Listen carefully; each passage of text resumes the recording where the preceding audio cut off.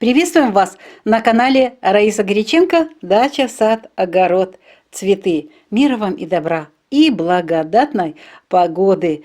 О погоде мы сегодня будем продолжать речь. Почему? Да потому что я все-таки решила посмотреть, как же нас будет радовать погода хотя бы летом или же осенью, в начале осени, ведь смещение времен года идет на 1,5 месяца. Возможно, нам дадут возможность с помощью вот этих космических энергий, наши же помощники планеты, получить нам все-таки урожай и создадут условия, чтобы мы смогли трудиться в садах, на огороде, в теплицах. И вот что сегодня у нас интересное получилось. Но прежде всего хочу прочитать вам отклик и подтверждение нашего видео, анализа размещения планет, их участие в создании климатических условий. И вот Ангелина Жукова вот такое интересное сообщение написала. У меня бабуля-травница была, знахарка, и она меня учила. Смотри, как лист березы ложится на землю осенью. Если лист лежит мамкиной стороной, зима холодная. Если же мачехой, теплая.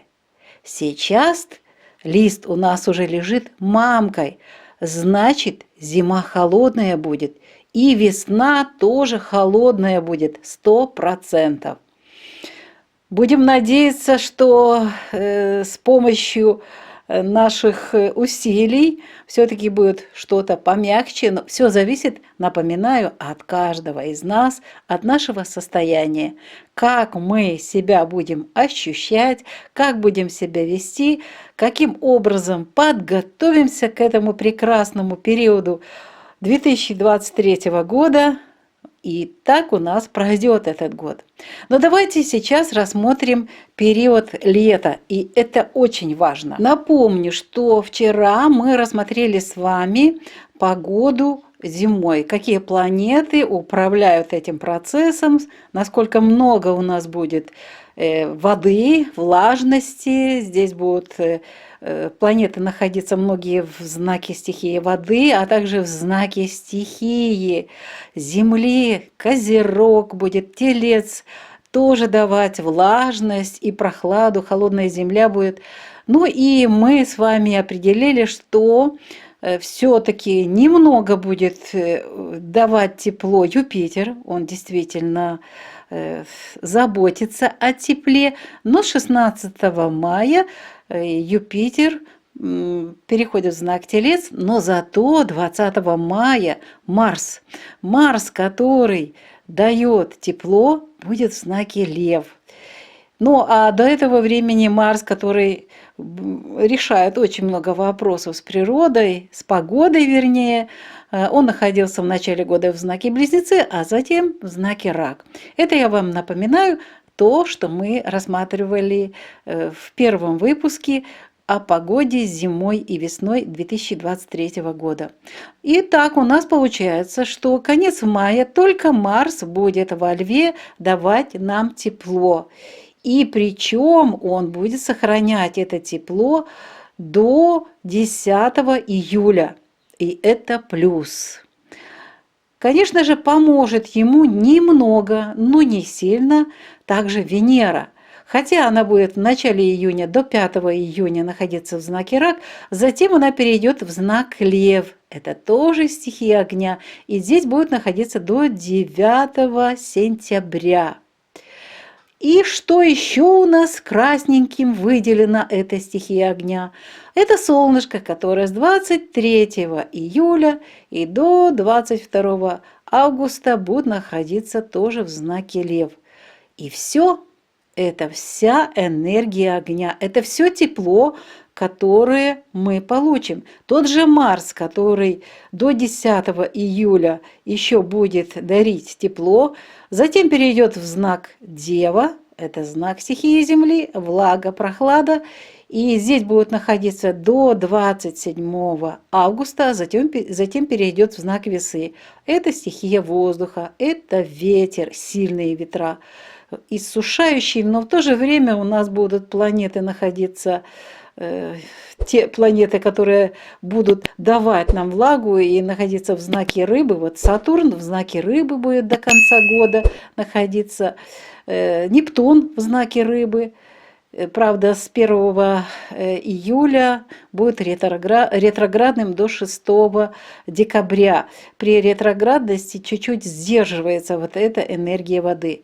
Ну, а Плутон будет в холодном, сам Плутон ледяной, но еще и в холодном Козероге будет. Причем весь этот период. Хотя с 1 мая до 11 сентября будут находиться в ретроградном положении и немножечко будут сдерживаться вот этим положением от этих сильных воздействий. В конечном итоге, да, Уран в Тельце, Юпитер в Тельце, и что мы имеем в конечном итоге? А мы имеем очень мало тепла. Мало тепла, и это тепло у нас будет в конце мая, благодаря Марсу, до 10 июля. Венера чуть-чуть будет давать подспорье, не сильно, но будет стараться хоть какие-то солнечные дни нам выстраивать. Ну и с 23 июля солнышко во Льве тоже будет дарить тепло до практически почти до конца, ну до 25-27 августа практически будет еще тепло. А далее я специально написала сегодня и нарисовала месяц сентябрь. И что мы имеем в сентябре и вся осень, мы чуть-чуть более подробно будем говорить о осени позже. Но вот тенденция такая, что сентябрь, октябрь, здесь вода снова же и знаки стихии Земли. У меня такое ощущение, что этот год будет похож на год, когда у нас была стройка, мы строили дом, и мы никак не могли дождаться, когда высохнут стены, мазали, штукатурили, а оно все не сохло и не сохло. Не было того тепла, которое даже у нас тут на юге Украины всегда такое тепло, знойная жара просто стоит летом.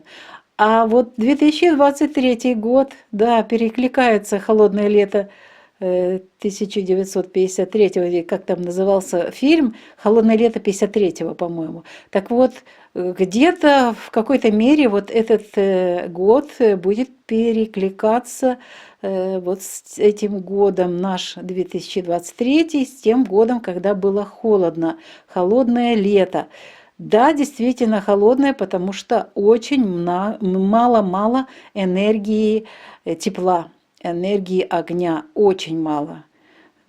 Практически совсем чуть-чуть. И я хочу сделать такой акцент. Вот мы сегодня с вами познакомились с тем, какие энергии будут работать. А это энергии Земли, энергии воды будут и энергии воздуха будут работать летом 2023 года. Ну а что же все-таки нам, садоводам-огородникам, делать для того, чтобы получить урожай? Я планирую в ближайшие дни подготовить такие выпуски по направлениям, что, где, когда мы должны подготовить. И это нужно будет сделать именно сейчас, осенью 2022 года, причем не откладывать ни на один день. Поэтому завтра рассмотрим короткий, длинный агрогороскоп на ближайшие дни, а затем мы с вами будем рассматривать по различным направлениям производства продукции, домашней продукции.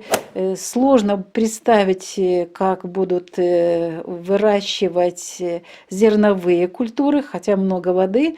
Возможно, будут такие окна, когда можно будет собрать урожай, но будут большие сложности и со сбором урожая. Вода будет, расти будет, а вот собрать урожай, особенно осенью, будет сложно. Хотя вот для озимых зерновых все-таки конец июля, август месяц будет нормальным.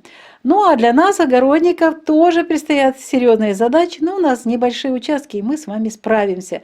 Справимся в том случае, если мы подготовимся.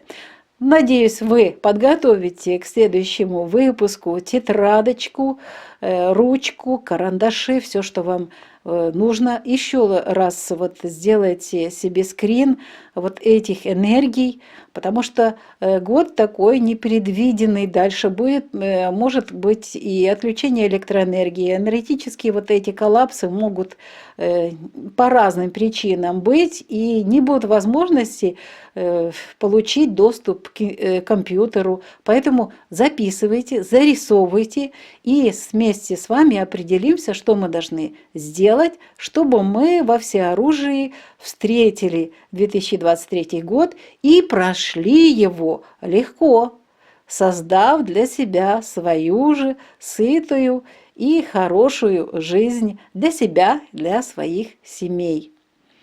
Что ж, сегодняшний выпуск такой вот очень интересный. В плане того, я когда вывела все вот эти энергии, я поняла, что нам придется очень много дел перестраивать, и это будет уже в последующих видео. И нам нужно менять будет тактику и технологии во многих технологиях выращивания и овощных, и цветочных, и садовых растений. И все это мы сделаем.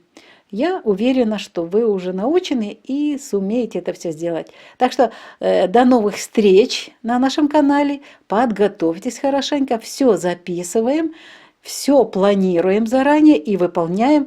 И затем легко, строго по плану все осуществляем в жизни, все эти наши задачи. Мы с вами обязаны это сделать. Мы с вами земледельцы, делающие землю, труженики, творцы.